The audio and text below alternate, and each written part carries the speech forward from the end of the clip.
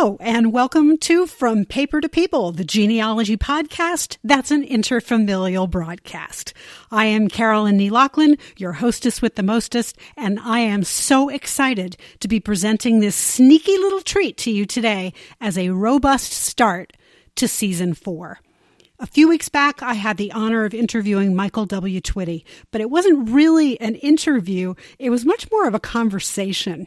Michael is so welcoming. He just embraced me and treated me like an equal from the jump, even though I was seriously fangirling out the entire time. Michael is the author of The Cooking Gene, 2017's breakout culinary history and memoir, a truly fresh and exuberant tapestry of subjects woven in a way that family historians, folklorists, ethno-culinarians, and genealogists will understand. And the writing itself, it is absolutely delectable. The Cooking Gene includes some recipes, but it's so much more than a cookbook. It's so good, in fact, that it won not one, but 2 James Beard Awards in 2018. James Beard Awards are given yearly, and not easily, I might add, because, remember, I'm a publisher's kid, for cookbooks and other nonfiction food or beverage-related books that are published in the United States. Michael won in 2 separate categories, Cookbook of the Year and in the Writing category, in addition to being nominated in a 3rd category, the foodways category. The Cooking Gene is a vivid documentation of Michael's Southern Discomfort tour, an opportunity Michael created for himself to work with a traditional documentary genealogist and with DNA to investigate family folklore in the face of that evidence and to learn from whom he is descended, both black and white. Then he visited the places that his ancestors owned or where they were enslaved. He even turned his hand to his enslaved ancestors' work to understand and appreciate the lives that they lived.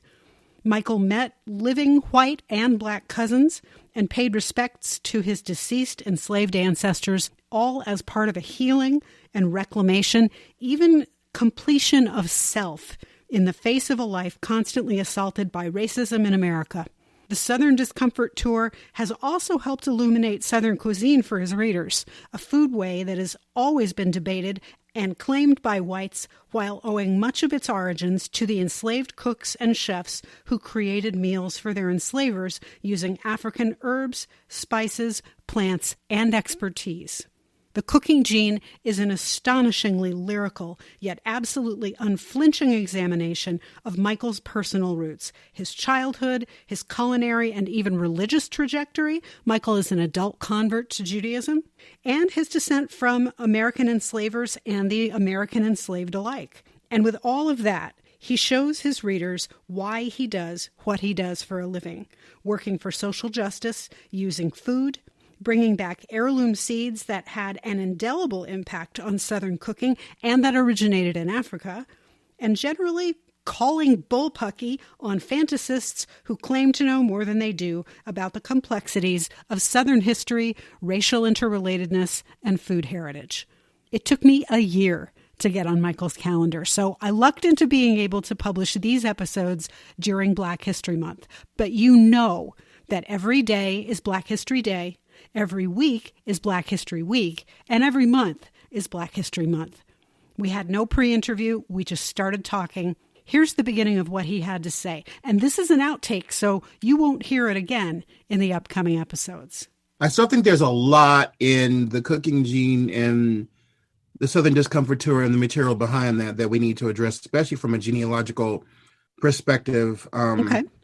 Especially because you have a professional background that a lot of people who otherwise approach me don't. And I think there's some things that are just really spectacularly important that I think people largely missed, a lot of interviews. I think if I can just say this really quickly, the areas that were the most uncomfortable for people to talk about on a conversational cellular level were the things that just got avoided.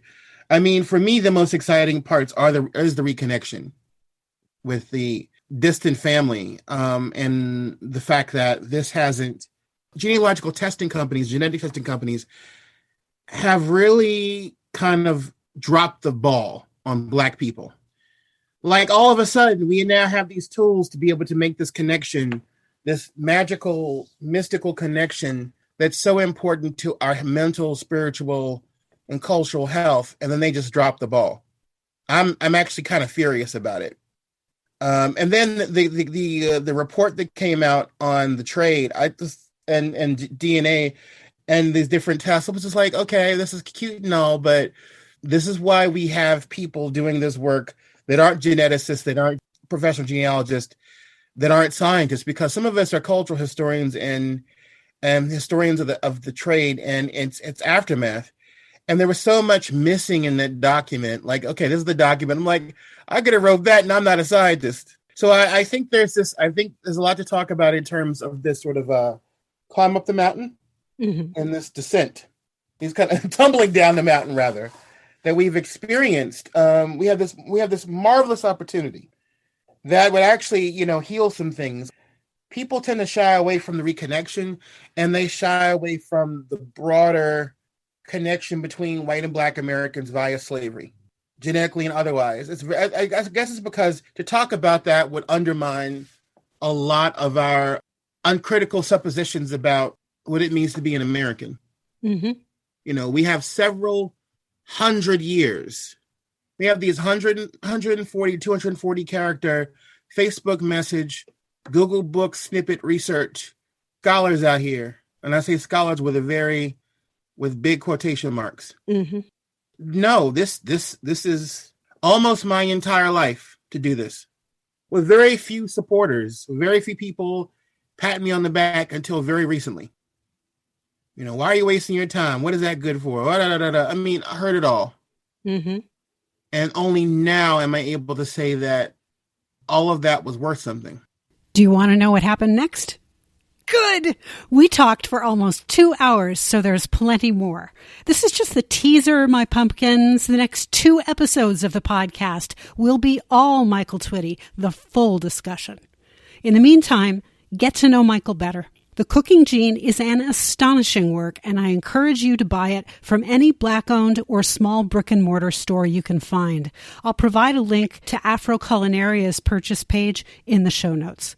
Michael also has a new book that you can pre-order on Kindle entitled Rice, a Savor the South cookbook, which is a part of the multi-author Savor the South series. Otherwise, study up at Michael's website, afroculinaria.com.